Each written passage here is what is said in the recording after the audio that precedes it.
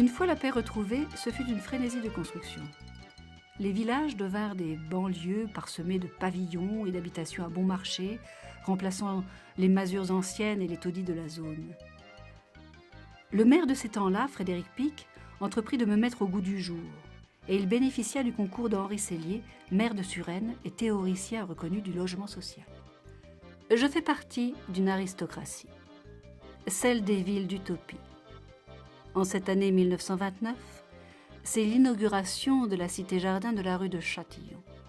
Sur d'anciens jardins maraîchers va voir le jour un des plus beaux fleurons des rêves nés en ces années de crise du XXe siècle. La mixité sociale et la qualité de la vie pour tous. Toutes les formules modernes d'habitat social ont des racines déjà relativement anciennes, en particulier au début du XIXe siècle, quand un certain nombre de penseurs commencent à se demander si on ne peut pas organiser d'une façon un petit peu plus propre et un petit peu plus agréable la vie des travailleurs. Organisée à la fois dans le travail et en dehors du travail. Ce sont des hommes très différents, mais qui ne sont pas eux-mêmes des industriels, ni des travailleurs manuels, encore moins, c'est plutôt des intellectuels, d'horizons assez différents, qui ne sont pas forcément des républicains, ils ont même une certaine horreur des souvenirs qu'a pu laisser la Révolution française, et en particulier la Terreur. Ce sont des hommes plutôt de modération et qui cherchent à encadrer les choses, à faire que le conflit entre possédants et non-possédants, travailleurs et détenteurs du capital soit moins brutal. Au contraire, chercher une sorte de coopération des classes. Ça passe en particulier par l'habitat, avec l'idée qu'il est absurde d'avoir des ateliers insalubres et des ouvriers qui s'entassent des fois loin de ces ateliers dans des véritables taudis, ce qui est monnaie courante au XIXe siècle. Donc comment est-ce qu'on peut créer des unités à la fois de production et des lieux de vie qui soient par ailleurs plaisants. Le square Maurice Perret d'Ortail résulte de l'action d'Henri Sellier, président de l'Office public des HBM du département de la Seine. Pour ce précurseur et militant social, les habitations à bon marché, HLM de l'époque, n'étaient pas des cités d'exclusion, mais au contraire un moyen de réinstallation sociale à partir de logements sains et confortables sur un fond de vie collective authentique. Avec l'architecte Maurice Perret d'Ortail, Henri Sellier conçoit sur d'anciens jardins maraîchers un ensemble d'habitations d'un genre nouveau. Sur un terrain pentu, il fait édifier en 1929 un square fermé composé de 5 bâtiments à 4 étages disposés en quinconce et d'un 6e bordant la rue. Sur les courettes à jardin situées entre chacun d'eux s'ouvrent des ateliers d'artistes. Dans cette petite cité, on privilégie le brassage social et la vie collective et culturelle grâce à un local d'activité, salle de spectacle et de cinéma animé par les locataires, et un pavillon réservé au service social, suivi de l'état de santé des résidents, organisation de colonies de vacances. Enfin, 4 boutiques répondent aux besoins quotidiens des résidents. Chaque appartement bénéficie du dernier confort. Quelques années après sa construction, ce prototype servira de modèle pour d'autres ensembles au Plessis-Robinson et à Châtenay-Malabry. Beaucoup d'expérimentations en matière d'urbanisme ont été réalisées, et notamment la cité Perret d'Ortail, qui a été une des premières cités, résidences à vocation sociale, construite sur la région parisienne et qui a été réalisée donc, il y a maintenant 80 ans, et relevée d'un concept particulièrement intéressant qui était de proposer des logements sociaux dans un environnement de qualité, avec des immeubles de petite taille, mais avec une véritable recherche architecturale très ouverte, où on mixait aussi l'habitation avec les ateliers d'artistes. Par rapport au logis vendéen d'alors, le confort était inouï. Une assistante sociale était attachée au square. Des lits de fondation réservés à l'hôpital Saint-Joseph de Paris et les enfants de la cité pouvaient profiter du grand air dans la colonie de vacances de l'office HBM à Osgore. La santé de cette population variée était à ce prix. C'est la colonie de vacances. Je suis dessus aussi. On faisait de la gymnastique. Ça, c'est toujours la colonie à Osgore. Et cette année-là, en 1938, on a eu le feu pas loin de la colonie. On a été évacués. J'ai été mangée, vous savez chez qui? Chez Monsieur Blum. il était là-bas, il avait une propriété et on a été une dizaine à aller manger chez Monsieur Blum. On me disait, Monsieur le Président, moi je crois que j'étais le Président de la République. Il est venu nous poser à table. Vous voyez que c'est des souvenirs formidables. Hein. C'est un exemple de confort inouï quand on voit ce que c'est que vendre. Hein, le plateau, c'est encore un quartier malfamé, hein, correspondant assez peu aux règles de l'urbanisme. Le vieux Vanves est dans un état de décrépitude assez grand. Les seules constructions modernes qui existent sont les ensembles pavillonnaires qui découlent de la loi Loucheur, que l'on trouve près de la gare, que l'on trouve dans le quartier Marceau, et que l'on trouve entre le parc municipal et le clos Montalon. Il y a d'ailleurs deux autres ensembles d'habitations à bon marché, comme on dit à l'époque. Habitation à bon marché, qui est un terme normal, va devenir habitation à loyer modéré, ce qui suppose qu'il y a des habitations à loyer non modéré ou immodéré. Deux ensembles aussi, rue Sadi-Carnot. Mais ici, c'est, architecturalement parlant, beaucoup plus révolutionnaire que les deux autres. Nous sommes arrivés ici en 1930. La maison n'était pas complètement finie. Il y avait encore du ciment, il y avait encore... Tout n'était pas complètement fini. Et depuis, ça fait 79 ans que je suis dans le même appartement. En 1930, on n'avait pas le droit d'amener de chiens, d'oiseaux, rien. Et mon frère, un jour, il avait 9 ans, il descend de la cité en sifflant. Madame Soufflet lui dit, non, toi, tu veux que je sonne une ficelle? On n'avait même pas le droit de siffler dans la cité. C'est pour vous dire, hein, auprès de maintenant. Et puis voilà qu'à l'initiative d'un peintre, Jean-Pierre Carré et de son épouse, les habitants prirent en main l'animation de la cité. Dans son atelier, un cinéma fut créé de toutes pièces, qui pouvait se transformer en théâtre où se produisit une troupe formée par les résidents eux-mêmes. Quel bel exemple d'autogestion sociale. Pourtant, c'était en pleine crise économique, celle de 1929. J'ai mon frère qui a fait du théâtre avec Jean Vincent du Vieux Colombier, Monsieur Hulot, j'ai oublié les photos, et ils ont joué La fille sans dot. Et mon frère a failli faire du théâtre parce que Jean-Vincent voulait le prendre. Mais mes parents, c'était dévergondé à l'époque de faire du théâtre. Et on faisait, Monsieur Carré faisait les adultes et Madame Carré faisait les enfants. Toutes les comment j'ai dire, les costumes étaient faits dans l'atelier où est Hélène. Les mères de famille, ne travaillant pas à l'époque, venaient coudre. Tous les costumes étaient faits comme ça. Et les enfants faisaient du théâtre. Et on allait dans les mairies à Stein, on allait à Vanves, à la mairie du temps de Frédéric Pic.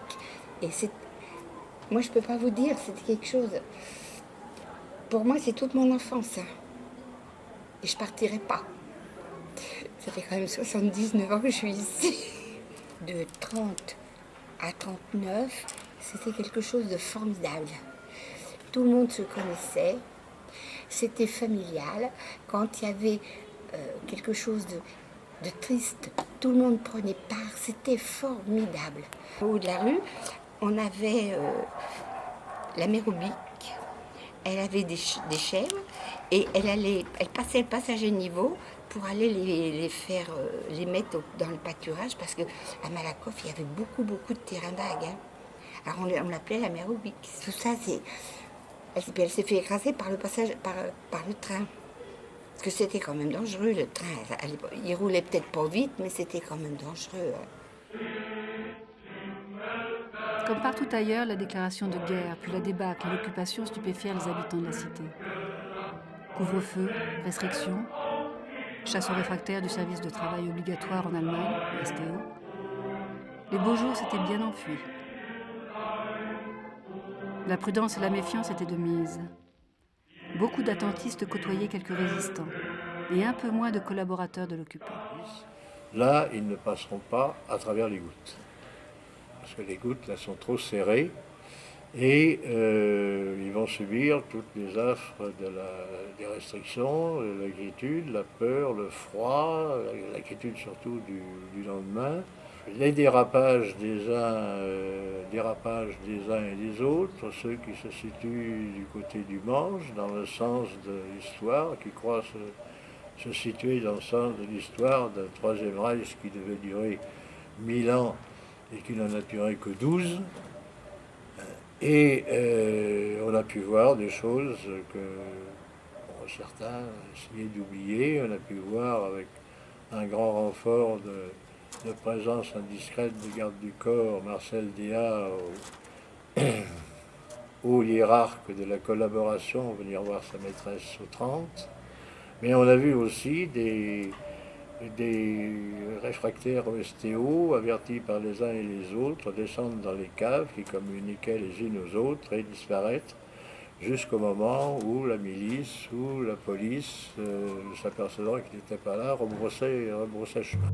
En 1943, les bombardements des usines Renault par les Américains virent arriver dans la cité un lot important de sinistrés qui ne furent accueillis qu'avec réticence par une population n'ayant pas encore perdu sa cohésion des années 30. On n'a pas eu d'ennui ici, mais la police française est venue pour mon frère et puis pour chez Cellier, parce que mon frère n'est pas retourné, il ne voulait pas aller travailler en Allemagne. Et c'était la milice française qui venait. Il a été 1 an chez nous.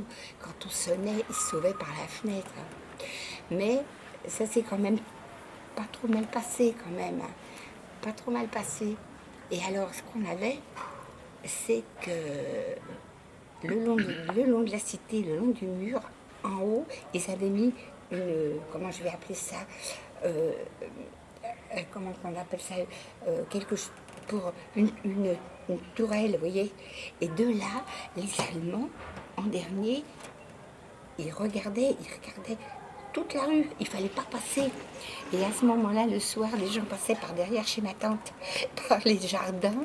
Ils avaient une échelle parce qu'on avait peur le long de la... Là, il y avait eu les Allemands quand même, rue de Châtillon. Hein. Avant même la libération de Paris, celle de Vanves s'effectua après quelques escarmouches. La vie allait-elle reprendre comme avant? Non. La libération tant attendue ne vit pas tout de suite la fin des pénuries. Les démobilisés, les prisonniers et les déportés survivants rentrèrent, mais les événements de ces années sombres provoquèrent des césures tenaces, et il y eut des regards qui ne se croisèrent plus jamais. En ce début des 30 Glorieuses, on tenta bien d'organiser quelques fêtes dans le foyer des locataires, mais cela tourna court. Jean-Pierre Carré était mort depuis peu, et le flambeau ne fut plus repris. Certes, le décor était toujours là, des commerces de la cité où tout va bien, du café-restaurant de la mère Jo à la boutique du marchand de couleurs, le Petit René. Mais il n'y avait plus de pièces à jouer. Le 13 devint une cité comme les autres et même un peu méprisée par les Vanvéens. Et signe des temps, les habitations à bon marché devinrent des habitations à loyer modéré. La télévision naissante, les vacances et les voyages de nouveau possibles grâce à l'apparition des scooters et à la généralisation de l'automobile poussèrent à l'individualisation des loisirs. Enfin, la guerre froide entre l'Est et l'Ouest et les guerres coloniales, dont celle d'Algérie, produisirent des clivages qui rendirent impossible toute action collective. Moi, j'ai encore dans mon bâtiment, j'ai encore des gens que je rends service, mais on se connaît moins. Quand est-ce que dans le temps, c'était pas pareil? J'avais vu monsieur, il est entre nous, monsieur qui est retrait, il était maire de Vanves sous l'occupation. Il a perdu une jeune fille, mais tout le monde était... Vous voyez ce que je veux dire? Tout le monde était... Aussitôt qu'il y avait quelque chose, tout le monde prenait part à tout. Tandis que maintenant, c'est quand même pas pareil. On se connaît moins. Alors, à certains égards, après la libération, la cité devient un peu une sorte de ruche bis, comme on trouve celle de la rue de Danzig, avec quand même beaucoup moins de célébrité. Mais enfin, il y a Riopelle, un peintre canadien qui qui a acquis, après une grande période de misère, une renommée mondiale et qui est disparu il y a quelques années. Serge Charchoun, d'origine russe, et qui était un peintre musicaliste, ami du précédent. On trouve aussi Jacques Brachet, qui va donner une nouvelle dimension à la tapisserie d'art, c'est-à-dire en tissant directement et sans passer par un carton préalable. Et sa femme Corsi, qui évolue entre l'expressionnisme, le naïf et le surréalisme, en s'imposant un style tout à fait extraordinaire, sans oublier Jean-Claude Bertrand, qui était à la fois aux limites du figuratif et de l'abstrait. C'est un peintre qui peignait des éléments. Les éléments l'intéressaient énormément, et il peignait la Bourgogne dès que la nature bougeait, dès qu'il y avait de l'orage, dès qu'il y avait quelque chose où la nature perdait sa simplicité. C'est ça, il voulait interpréter la nature par rapport aux éléments. Dans le fond, c'était son grand but. Et c'est ce qu'il a fait tout le long, les arbres fous de Bourgogne, là, où, complètement perturbés par l'orage, tout ça. Les sources, là, qui descendaient. La maison que nous avions était à l'orée de la forêt, qui est là, avec des sources qui descendaient. Il allait pêcher la truite, là, dans les sources, et il emmenait de quoi peindre en même temps, et il a fait cette toile-là, comme ça, sur nature. J'étais très triste parce que nous demeurions dans le 20e arrondissement. C'était un quartier très sympathique, du côté de Belleville, Place Gambetta. Et d'un seul coup, mon mari me dit, j'ai trouvé un atelier à Vanves. On va quitter nos 25 mètres carrés, évidemment, pour 2 peintres, c'était un petit peu petit. Alors nous sommes arrivés à Corentin-Selton et je me revois montant le boulevard du lycée et pleurant tout le long du chemin pour arriver au 13 rue de Châtillon, où j'étais, évidemment, très triste. Et je me revois, on passe les 2 pièces, la petite salle à manger, enfin, ça s'appelait à l'époque une cuisine, la chambre. J'arrive en haut des marches et là, j'ai vu l'atelier. Et je me suis dit, il faut te faire une raison. Adieu Paris, parce que à l'époque, alors maintenant on n'en parle plus, un atelier d'artiste, c'était hors de prix. Et nous sommes passés d'un 25 mètres carrés astucieusement installé avec lit qui se rabattait et tout ça, 2 peintres dans un espace aussi petit, vous voyez un petit peu ce que ça donnait, pour notre atelier ici qui était extraordinaire. Et nous avons appris justement que ces ateliers qui étaient disséminés dans toute la cité, Portail, avaient été bâtis selon le modèle anglais avant 1930, où chaque corps de bâtiment devait abriter un sculpteur ou un peintre, et en plus un centre socio-culturel. Ce que nous avons eu ici. Et ça a été une aventure fantastique pour nous. Voilà, de pénétrer, de rentrer dans la cité. Le mot cité, d'ailleurs, est très juste. C'est un village dans la ville. Voilà. Parce qu'au 13 se trouvent mélangées toutes les communautés.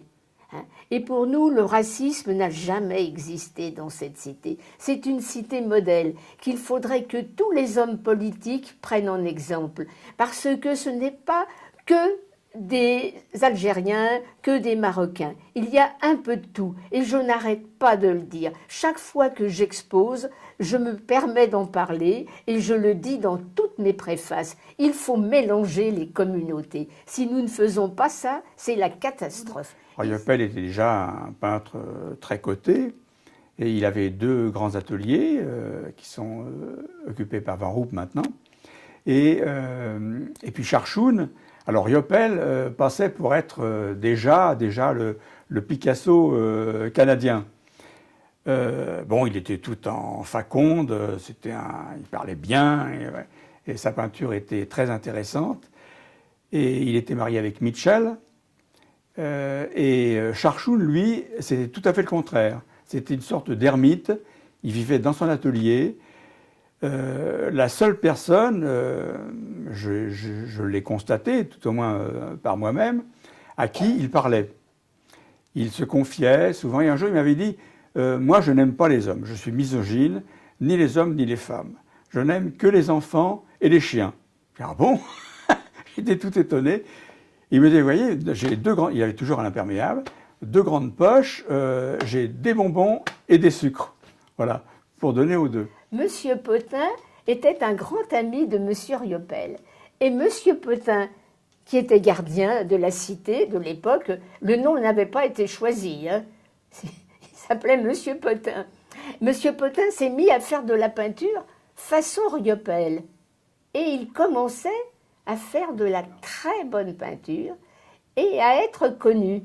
Hélas, une terrible maladie l'a fauché, comme elle a fauché Bertrand, et Monsieur Potin n'a pas pu continuer sa carrière artistique. Je pense que Laine a vécu ici avec notre fils et moi pendant 23 ans, je crois, environ. Et bon, il a disparu il y a 2 ans, mais lui, il a repris le petit atelier où je travaillais. Donc, et lui, il était très bien là-dedans aussi. Il écrivait le jour et il peignait la nuit. Et tous les autres peintres un peu perdus lui rendaient visite la nuit et ils étaient tous un peu oulala, lui, parce qu'il peignait très très vite. Et oui, il était très heureux ici. Il avait un atelier, c'était un peu magique comme lieu pour tout le monde. Il n'y a que des livres là-bas, il y a tout ce qu'il a écrit, c'est encore là parce qu'il y a beaucoup de recherches à faire sur son travail maintenant.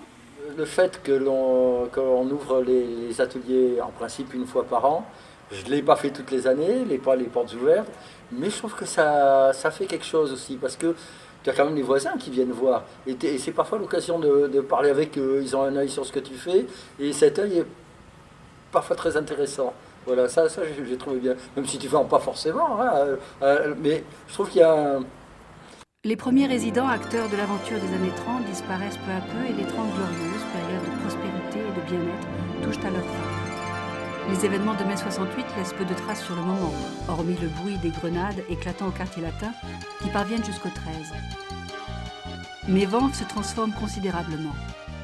Sur le bas de la commune, sur le plateau et même devant la cité, surgissent tours et barres massives et imposantes, dont on ne soupçonne pas encore qu'avec leur concentration de population, elles sont lourdes de tensions sociales, d'insécurité et de mal-vivre, qui ne tarderont pas à apparaître.